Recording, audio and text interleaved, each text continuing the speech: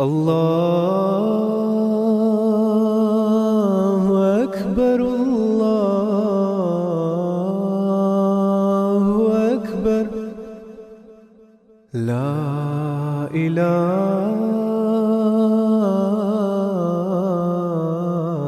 إلا الله.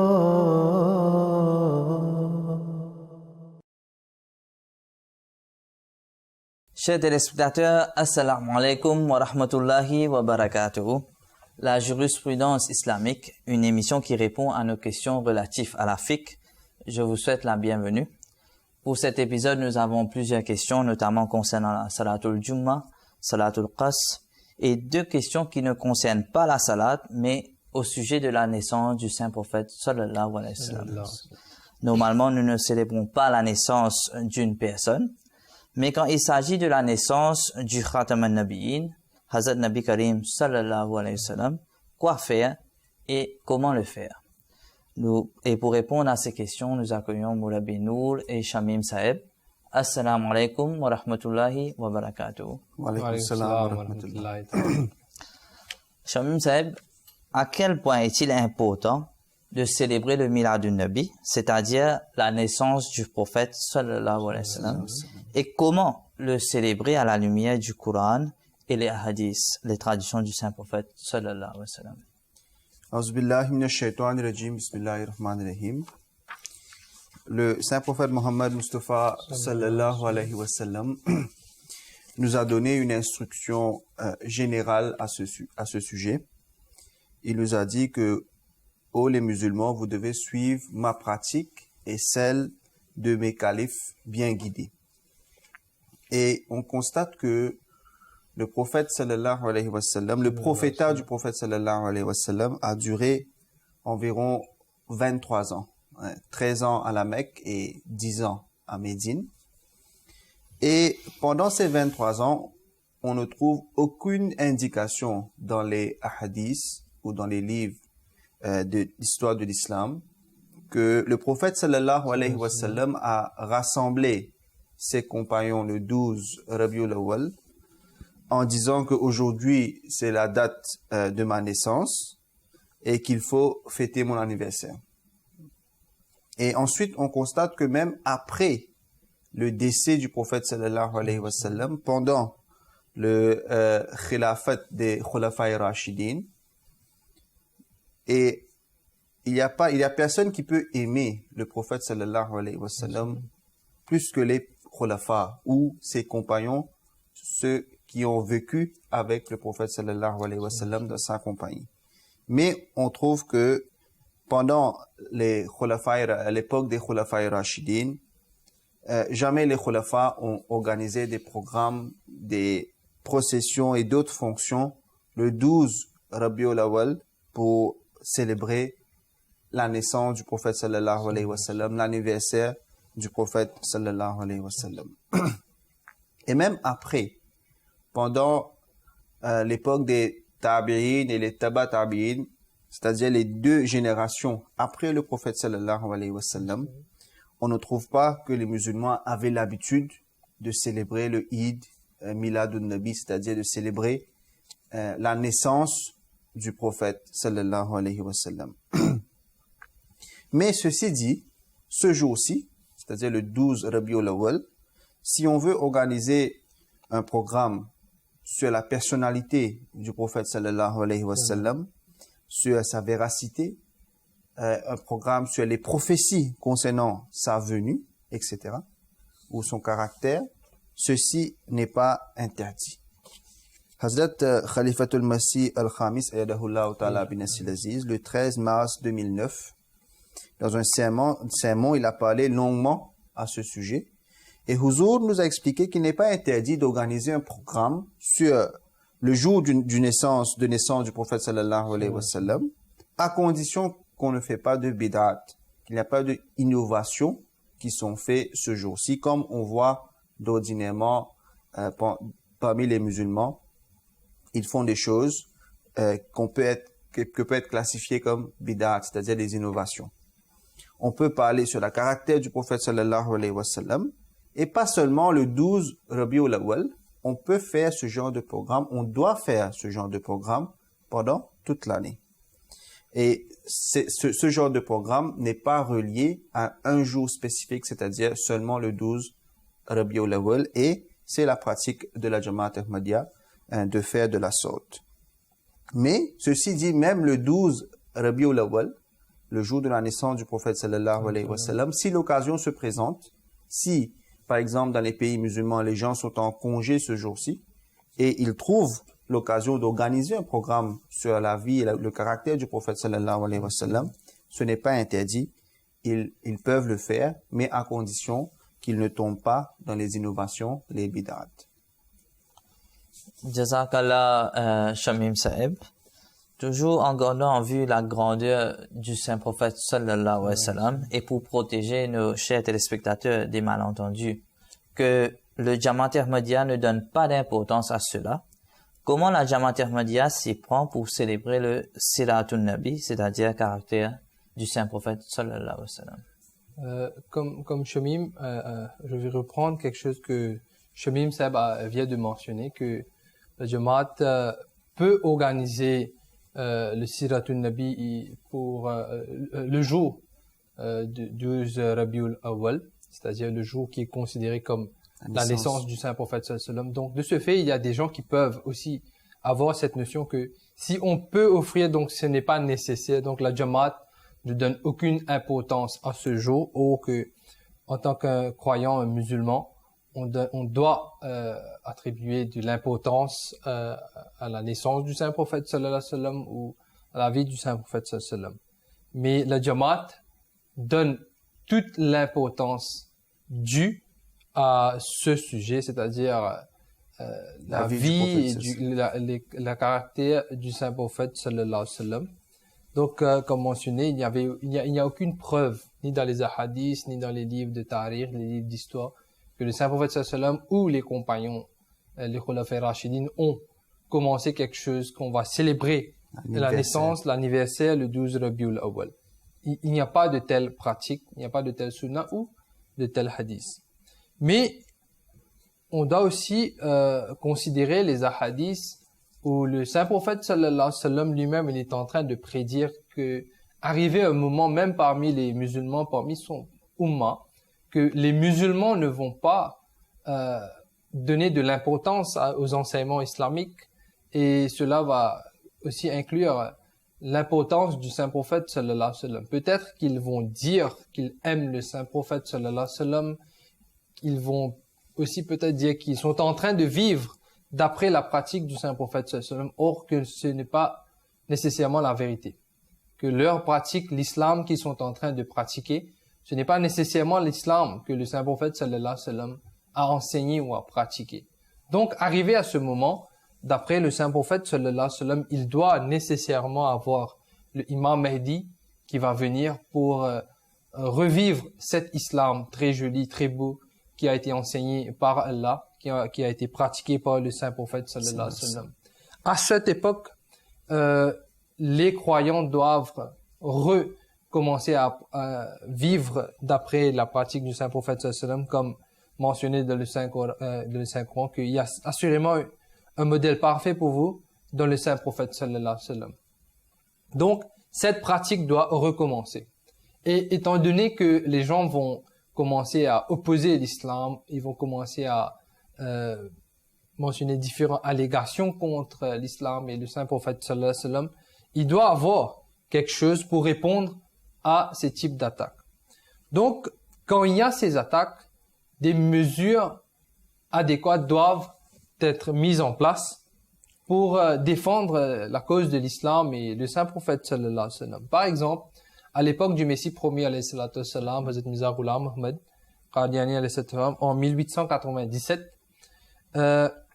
quelqu'un connu comme Ahmad Shah, il a écrit un livre intitulé Ummahatul Mu'minin. Et dans ce livre, il a diffamé longuement la famille du saint prophète sallallahu alayhi wa sallam et par extension le saint prophète sallallahu alayhi wa sallam lui-même. Et dans ce livre, il y a beaucoup de jurons ou d'insanité, des allégations que même un croyant, même une personne ordinaire ne peut pas se permettre de dire ces choses ou d'entendre ces types d'allégations. Donc, en réponse à cela, le Messie premier alayhi salatu salam a écrit un livre, Faryad Dard, qui répond à ces allégations, à ces les choses qu'il a écrites dans son livre.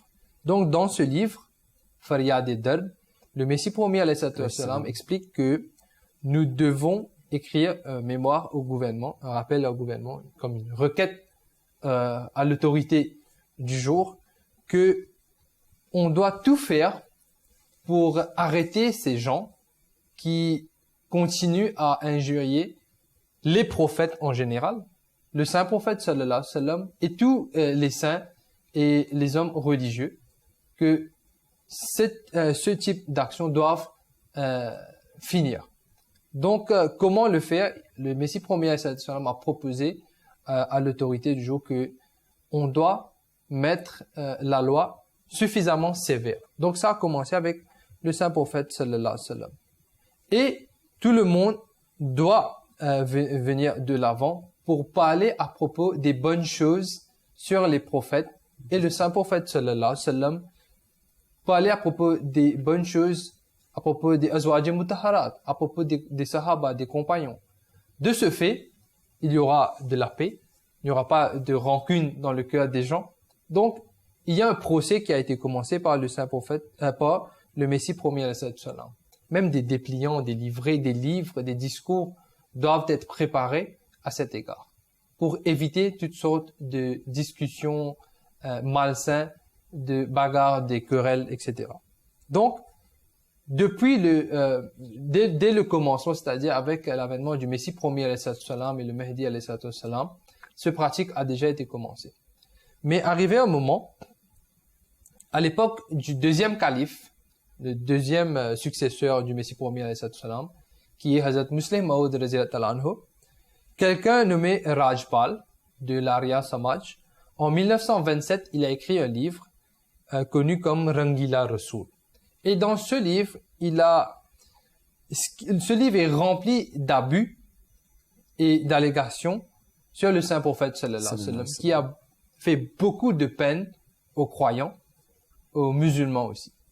Donc, à ce moment, Hazrat Musleh Maud radhiyallahu anhu, il a exhorté aux membres de sa Jamaat que on doit répondre à ces allégations et non pas sortir sur les rues et faire des manifestations, des démonstrations et répondre physiquement à ces allégations. Et ce n'est pas logique. Notre réaction doit être de répondre dans une bonne façon à ces allégations. Donc, les discours pendant tout le long de l'année, on doit préparer de tels programmes, appeler les gens, les musulmans, les non-musulmans. Donc, toute la population doit être invitée pour parler à propos des bonnes choses concernant la vie et le caractère du saint prophète sallallahu alayhi wa sallam, qui va être bénéfique, pas seulement pour un croyant, mais pour la population en général. Donc, ça a commencé à l'époque de Hazrat Musleh Maud. Des différents programmes, les Jalsa ont commencé, le Siratun Nabi, qu'on connaît maintenant comme le Jalsa Siratun Nabi. Les gens vont se réunir, vont parler à propos de la vie et du caractère du saint prophète sallallahu alayhi wa sallam, mais c'est pendant tout le long de l'année, dans différentes occasions, à différents niveaux, même local ou au niveau national, où différentes régions vont se réunir, ils vont parler à propos du saint prophète sallallahu alayhi wa sallam, même les jeunes ou les dames, donc à différents niveaux. Donc quand il a été demandé à Hazrat Masih Maud alayhi salam, est-ce qu'on peut célébrer Eid Miladun Nabi, c'est-à-dire la naissance du prophète sallallahu alayhi wa sallam, le Messie premier alayhi salam a très joliment expliqué que il n'y a pas de mal si on veut se réunir ce jour pour invoquer des daroud, des bénédictions sur le prophète sallallahu alayhi wa sallam. D'ailleurs, en tant que croyant, c'est notre pratique de tous les jours. Mais ce jour spécifique, on peut le faire ensemble. Donc, on va faire plus de daroud, on va essayer d'envoyer plus de bénédictions sur le saint prophète sallallahu alayhi wa sallam, comme commandé par Allah Ta'ala. Donc, si on le fait de telle manière, il n'y a pas de mal. Mais s'il y a des bid'at, ça va être défendu. Par exemple, on voit qu'il y a des gens le jour de Eid Milad un-Nabi, dans des rassemblements, soudainement les gens vont se mettre debout, ils vont dire que Assalamu alaikum ya Rasulallah, que le saint prophète sallallahu alayhi wa sallam, que le saint prophète sallallahu alayhi wa sallam, maintenant il est présent parmi nous, on doit le saluer, ou on va rester de route pour le saint prophète. Donc il y a différents types de bid'at où les gens vont faire des sujoud vers les pires qui sont en principe très proches du saint prophète sallallahu alayhi wa sallam. Donc ces choses sont des innovations, sont même pas islamiques, qui nous amènent vers le shirk aussi. Ils nous apportent vers le shirk. Donc ces bid'at sont strictement interdits en islam. Non pas pour parler le jour de Eid Milad un-Nabi. Si on est en train de se réunir pour parler à propos de la vie, du caractère du saint prophète sallallahu alayhi wa sallam, inviter les musulmans et les non-musulmans pour se rapprocher à travers le saint prophète sallallahu alayhi wa sallam. Donc, c'est fortement encouragé.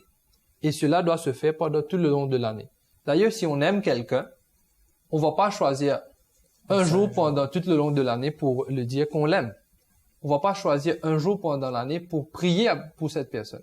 On va le faire pendant tout le long de l'année. Si tous les jours on peut le faire, c'est mieux, mais idéalement à plusieurs reprises pendant l'année. Et si l'occasion s'est présentée le jour de 12 Rabiul Awwal, comme mentionné par Shamim Saeb, que les gens sont libres, on peut organiser quelque chose, donc il n'y a pas de mal. Mais c'est encouragé qu'on va le faire pendant tout le long de l'année. Et aussi de nos jours dans les médias avec les allégations sur le prophète sallallahu alayhi wa sallam, que le prophète sallallahu alayhi wa sallam, na'uzubillah, a enseigné la violence, etc. avec les différents groupes terroristes qu'on voit de nos jours. Il est bien plus important pour les musulmans d'organiser ce type de programme afin d'expliquer aux gens les enseignements de paix que le prophète sallallahu alayhi wa sallam a en fait expliquer la réalité. Exactement. Concernant la violence, il y a aussi, si on voit dans l'histoire de l'islam, que les attaques qui ont été faites au début de l'islam, c'était physique. Les kuffars et les arabes sont venus physiquement attaquer l'islam et le saint prophète sallallahu alayhi wa sallam. Donc la défense a dû être physique. Ils sont dû sortir sur les champs de bataille. Mais de nos jours, il n'y a pas d'attaque physique sur l'islam et sur le saint prophète sallallahu alayhi wa sallam. Ce sont les allégations. Donc les allégations doivent être répondues de la même façon que les allégations sont à travers le média, par les livres, etc. Ouais, on peut dire que c'est le djihad de la plume en ce moment qu'on doit y faire. Jazakallah Nour Saheb, et aussi pour rassurer nos chers téléspectateurs que non seulement que la Jamaat Ahmadiyya célèbre le Siratun Nabi, mais plusieurs fois au courant de l'année, nous faisons des rassemblements pour but d'expliquer, faire des conférences sur le modèle parfait de Nabi Karim sallallahu alayhi wa sallam, et aussi que notre bien-aimé Khalifa, Hazrat Khalifatul Masih Khamis Ayatollah bin Nasir Aziz, plusieurs fois fait des discours au courant de l'année à propos du modèle parfait du saint prophète sallallahu alayhi wa sallam. Maintenant, nous changeons un peu de sujet. Une question concernant l'ablution et fumer du tabac. Est-ce que le fait de fumer du tabac, ça annule l'ablution? En effet, la cigarette n'est pas interdite formellement par la charia. Et certains disent que parce que la cigarette n'était pas en existence à l'époque du prophète sallallahu alayhi wa sallam, c'est la raison pour laquelle la cigarette n'a pas été interdite. Mais ce n'est pas une raison valable, car Dieu savait déjà que la charia devait rester en opération jusqu'à aujourd'hui, jusqu'au dernier temps. Et il aurait dû, si la cigarette était quelque chose qui est haram, Dieu aurait dû prendre les provisions nécessaires pour cela. Donc, on ne peut pas donner un verdict, un fatwa, que si quelqu'un fume une cigarette, il doit nécessairement faire l'ablution à nouveau. Les choses qui annulent l'ablution ont été mentionnées clairement dans les hadiths, mais on ne peut pas considérer le cigarette comme les choses qui annulent l'ablution. Mais tout de même, on doit mentionner que c'est quelque chose qui est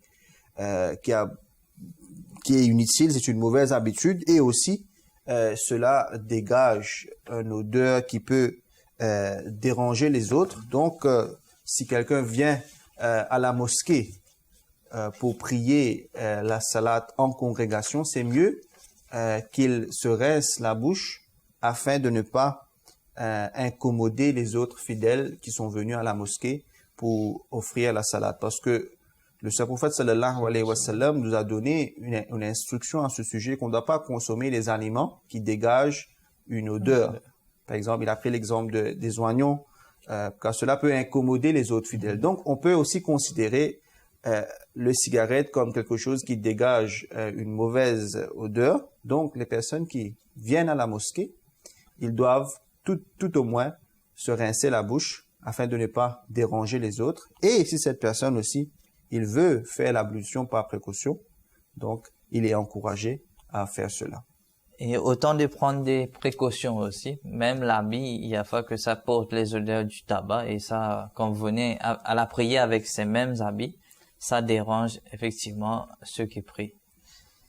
Une prochaine question qui concerne le salatul qas. Lorsqu'on voyage, peut-on abréger la prière et existe des cas où la salatul qas ne s'applique pas? Concernant la salatul qasr et safar, c'est-à-dire la salat, on va diminuer la salat ou on va offrir la salat pendant le voyage. Donc, il est considéré comme deux choses différentes ou des fois, c'est considéré comme la même chose. On a longuement expliqué à propos salatul khawf dans les épisodes précédents. Donc, concernant la salat de qasr, qasr veut dire diminuer le nombre de rakat. Concernant la salat, si on va offrir la salatul qasr, on va diminuer le nombre des rakat. Ordinairement, si quelqu'un est muqim, il est à la maison, il est chez lui ou il est dans la mosquée, et il n'y a pas de situation exceptionnelle. Donc, il va offrir la salat normalement. Par exemple, pour la salat de Zuhr, il y a 4 faraz et les autres sunnah et nawafil. Donc, il est muqim, il est hazir. Si ce n'est pas le cas, très probablement, il est en train de voyager. S'il est en train de voyager, donc la salat va être safar. Ce qu'on avait déjà expliqué, c'est que si la salat était de 2 rakats auparavant, au commencement de l'islam, arrivé au moment, sous l'ordre divin, les rakats sont augmentés de 2 à 4. Pour certaines salades. Pour certaines salades, telles que Zuhr et Asr. Donc, quand on est en train de voyager, la pratique du saint prophète sallallahu alayhi wa sallam était qu'il offrait la salat de safar. La salat de safar, c'était seulement de 2 rakats. Il n'a pas offert la salat de hazir. Donc, c'était normal. Les 2 rakats sont les rakats qui sont normales. Il n'y a pas de diminution. Donc, ça, c'est safar. Si quelqu'un est à la maison ou à la mosquée en train d'offrir la salat normalement, donc là, la salat va être de 4 rakats. Cela va être hazir. Concernant la salat de qasr, qui est complètement différent de cette chose, la salat de qasr est qu'on va diminuer le nombre de rakats. Et d'après le Saint-Coran, et encore une fois la pratique du Saint-Prophète sallallahu alayhi wa sallam, la salat qasr réfère à la salatul khawf. La salat, là où on ne peut pas offrir la salat normalement. La salat qui est offerte normalement est hazir ou safar. En dehors de ça, c'est salat de khawf. Et à ce moment, on va nécessairement diminuer le nombre de rakats. Par exemple, qu'on avait expliqué, si les gens sont sur le champ de bataille, donc il y a un danger. Il y a la situation de khawf. Là, on doit diminuer le nombre de rakats. Par exemple, de ces conditions, le saint prophète sallallahu alayhi wa sallam, sa pratique était que il va diriger la prière. Donc, il va commencer les 2 rakats.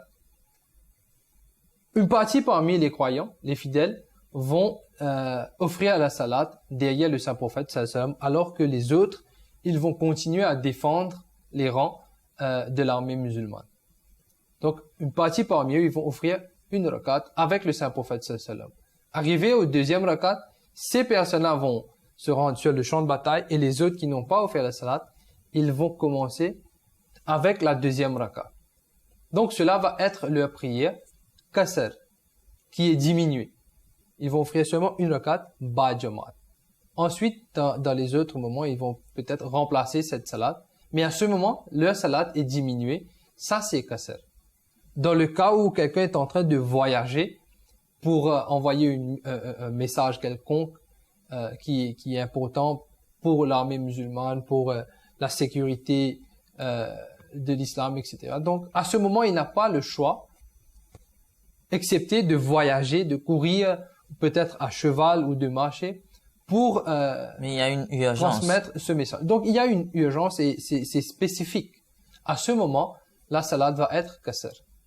Mais il y a aussi des gens qui doivent voyager régulièrement. Leur salat, ça va être normal.